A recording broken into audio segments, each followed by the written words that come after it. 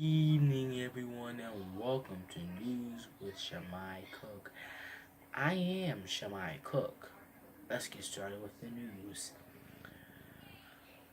The BET Awards was last night. Singer John Legend introduced six individuals who did, quote, something to impact the community. Among some of those heroes was Parkland shooter survivor, Anthony Borges. Take a look. This has already proven to be quite a year for our country.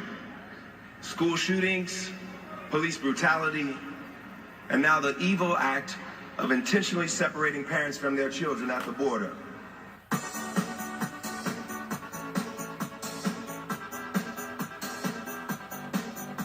We want to honor a few of the individuals who've had the opportunity in their everyday lives to do something unexpected and impactful for our community. Individuals like Anthony Borges, a student at Stoneman Douglas High School in Florida, who suffered 5 gunshot wounds as he helped bring 20 students to safety.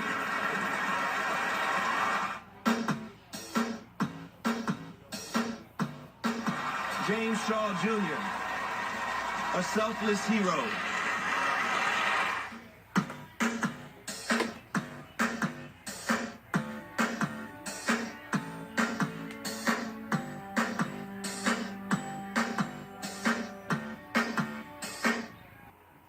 Thank you, John Legend, for that incredible introduction for those 5 wonderful people. We're right back with more news right after the break. Right back. This is News with Shimei Cook, the Right News. I apologize for what I said before the break. It was actually 6 people that John Legend introduced at the BET Awards last night for the incredible heroes. I apologize for that. And we're back. Thank you. And let's get started with Roseanne Barr. In an emotional interview, Roseanne Barr said she, quote, definitely feels remorse for the racist tweet that promoted ABC to cancel the revival of the reboot Roseanne. Natalie has details. Take a look. Off without Roseanne, the disgraced comedian getting emotional and expressing remorse, saying her actions caused her to lose everything. This morning, Roseanne Barr, in her own words. I've made myself a hate magnet, and as a Jew, it's just horrible. It's horrible. The disgraced comedian opening up in a newly released interview with Rabbi Shmuley Botique. Their conversation taking place after ABC's swift decision to pull the plug on Barr's hit Roseanne reboot, following her racist tweet about a former senior advisor to President Obama. When you hurt people, even unwittingly, there's no excuse. I apologize to anyone who thought or felt offended and who thought that I meant something that I, in fact, did not mean to my own ignorance, and there's no excuse for that ignorance. In the since-deleted tweet, Barr's reference to Valerie Jarrett was, quote, Muslim Brotherhood and Planet of the Apes had a baby. The comedian now calling the remark a huge error, one she says she deeply regrets. I have blessed children in my family. I'm a lot of things. I'm a loudmouth and all that stuff, but I'm not stupid, for God's sake, and I never would have wittingly called any black person say they are a monkey. I never would do that, and I didn't do that.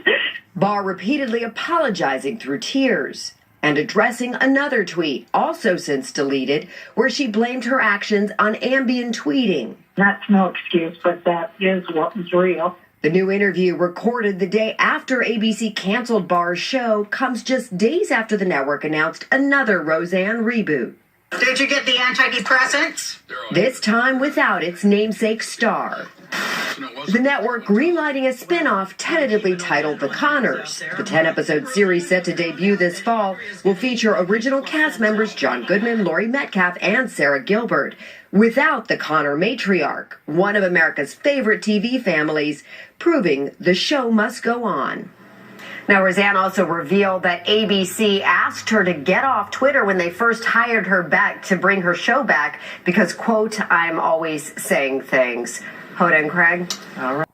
Thank you, Natalie, for that report.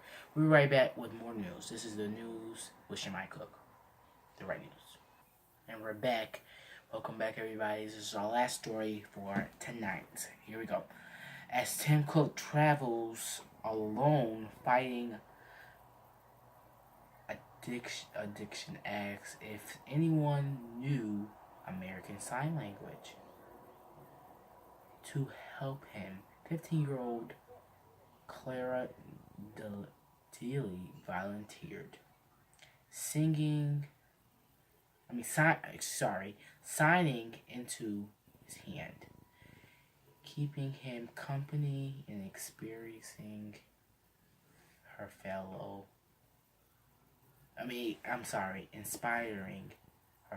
passengers along